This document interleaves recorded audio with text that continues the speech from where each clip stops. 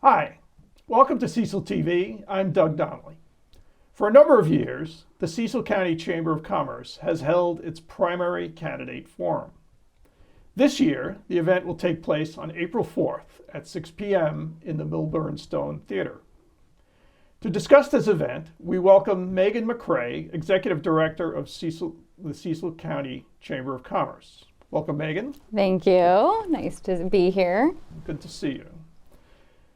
So first, can you explain the purpose of the Chamber of Commerce and its role in the county? Yep. So the purpose of the county chamber has several arms to it. So one of the arms, which obviously we'll cover probably mostly tonight, is our legislative arm. So we are a nonprofit. We are membership driven. So that's a big thing. A lot of times people assume that we are county government when we're not. And our advocacy work really comes from our nonprofit status. So our nonprofit status is a 50c6, which gives us that little arm to do some advocacy work.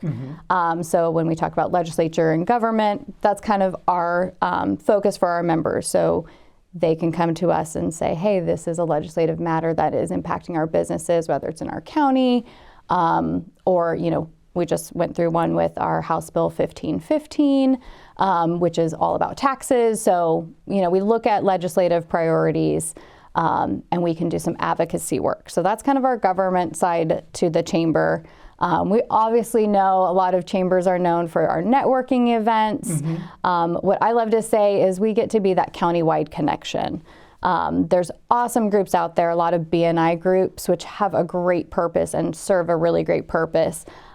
We're a little bit different. We want all of our competition to come together. We want our businesses to come together as a county to be a part of the community, to say, what can we do with our community? How can we come alongside our businesses shoulder to shoulder in work? So that's what we like to do. We like to see that at our networking. We like to see partnerships come throughout the county. We do education as well. So tomorrow morning is one of our first launches in our new education series. So we're working on, for right now, the education is going to be on employee benefit packages, helping employers shape their benefits for their employees. So we'll have lots of different education pieces. That's just ours coming up. We have lots of roundtables as well. So we have our nonprofit roundtable this week as well. And we're going to have Beth Creek, who will be speaking about board development. So we really want to bring our nonprofits together to connect with each other, to resource share, to connect with each other, to hear what else is out there, to have our businesses join as well, to know what nonprofits in the county can they support, and then bring them some education as well, bring them some value, what can they take away with back to their nonprofit. So those are just a few things. There's lots of other things that we do in that forum as well. And then we just go throughout the entire county. So we like to host events in all different towns to serve the whole county. Right. So how many businesses belong to the chamber? And who would who would be the most recent members? Okay. Well, so the first question, around 479, I think, is our current bracket. And that includes some of, our other our other town chambers, our other nonprofits that are in there as well. So it's a really diverse landscape. So you have municipalities, you have other chambers in our towns, you have, nonprofit, for-profit, agriculture, manufacturing. So it's also a really diverse group, which is really great. So out of those businesses, there's a really great landscape. Right. And then we have, that represents around almost 18,000 employees as well. So I think those are important numbers. It comes with a good weight. Some of our newer ones, we had 2 join today. So that's exciting. I'm not going to say them yet. We'll let them get announced on social media. Hoot Heating and Air, we just announced theirs on social media. Metamorphosis Business Solutions, Restoration Tabernacle Church. Again, you're seeing just a really big landscape right there in some of our most recent members that have joined. Is there a connection between the town chambers, like the Alliance and Northeast Chamber? Yeah. How does that relationship work? That's a great question, and we didn't plan it. And I say it's a great question because this week, Thursday, we're hosting our very first, we're calling it a Cecil County Collective, where we're bringing everybody together. So an invitation has gone out to all of our municipalities and our town chambers and alliances to come together. So we can all connect and work together, right? If we're working together and have that partnership, it's hopefully only going to benefit the county. So as it stands, there's been some things piecemealed here and there. So this is really our first opportunity to come together and say, let's work together. So getting the towns to work with their local town chambers, and then really seeing how can we as the county chamber support the town chambers. You know, we have a relationship, I have a relationship with the state chamber, and that's really beneficial. So we need to be a resource for our town chambers as well. Great. So as an organization representing the interests of Cecil's business community, what issues are of current concern? Yep. So I know last week the chamber released their position. We released, on behalf of our members, our statement just regarding education and the importance. But really that's derived through our legislative priorities. So back in the fall, back in October, we send out surveys to our members. And through that, our members really dictate what we focus on. I think that's really important to know. It's not me going, oh, I think it's this, or my board, taking guesses. It's right. Us going to our members. So education is one of our top four priorities, as it probably always will be. I mean, there's always a direct link with businesses and education.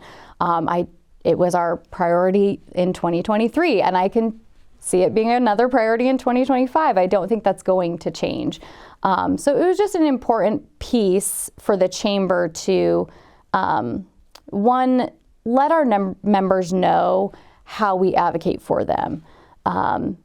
It's our responsibility to be advocating for them. And so one of the things that we're looking at doing is, these are things I did last year, but I was new, so I will take the blame for that.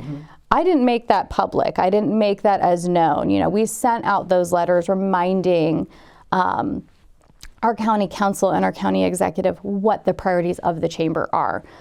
So it's on the chamber to also make sure we are doing our part in making sure our members know how we're working for them. So this really isn't a new process. We're just doing it different. So obviously, education is a hot topic right now, and it's as it should be, Yes. And as our members have said it should be. So that's one of the things that we are looking at. Obviously, that's one of the things we've talked about, but all of that really was derived through our members and what our legislative priorities were. So next week's primary candidate forum will feature all the candidates in the contested races, which means that not everyone who's running for something will be included. It's just where there are two people going for one position from one party. Right. Contested and on the ballot. Contested on the ballot. So this includes the candidates for county executive and the county council seats for District 1 and 5. Can you explain the format of the event, which is not exactly hasn't been in the past, exactly like a debate? Yep. So we want to make sure that everyone is aware, the Cecil County Chamber is nonpartisan. So we are doing our best to also just really keep a lot of information behind closed doors. There's nothing that's going to be really known to the public. So I'll give you pieces of information, but you'll also just have to come out and experience it. Sealed envelopes? Yes, there will be sealed envelopes. We're going to have questions, timed answers, timed responses. We're going to have etiquette that our audience and our and our candidates will need to follow. And you're just gonna have to come and find out. I can't give out too much information. So who will be the moderator? We're gonna have a few people, so primarily from my board. And that's kind of how that was derived, was just through my executive team. Right, and the panel of questioners are people from, I guess, members from various places. What do you mean by that? Panel of questioners? Isn't there usually a panel of like 4 people who ask the questions? We have who's moderating, asking the questions, yeah. Oh, so there is no panel of questions. Oh, interesting. Okay. How, and the questions, from where do the questions come? So I can say majority of the questions, we put a survey out to our members. Again, we're doing this on their behalf. So that's that's also an important part of why to become a part of your chamber, to have access to those things. And so coming through there, obviously through our legislative priorities, and we really want to see what else is out there that is on their minds that maybe is outside of the scope of those priorities. So those questions, the base of those questions are coming through those avenues. Right. Okay. So for people who want to attend, yes, what should they know? So I would definitely suggest you to register in advance. It's free for anybody. So everybody is welcome to come out. You do not have to be a member of the chamber. We highly recommend you to register. There's going to be limited seating. So as much as you can register, that can guarantee you a seat for the most part. So once we get to our cap, we'll have to look at closing off registration, but still come. There might be overflow seating as well. We'd love to see the involvement. We'd love to see the room full. It's an important election for everybody, always. And I think it's important for our members to get involved and for the community to get involved. So we'd love a packed house. That would be great. Yes. Okay. So the chamber has many events. Yep. What's coming up? So even this week there's roundtables, there's education, there's a lot in that vein. We also have our annual picnic for our members. So that's a really fun thing for our members that's coming up. But then we also have our legislative wrap up. So the 90-day session comes to an end. Right. And so I think April 11th is the official date. So the 16th, so we have some of our local delegation that will come and kind of give a wrap up of what did we see, what bills passed, what bills have traction, what will we maybe even see in the next coming 90-day section next year. And just kind of giving us that information of where did the bills land. Great. Yep. That's all I have. All right. Well, thank you. Yes, Thanks for thank you having very me. much. Yep.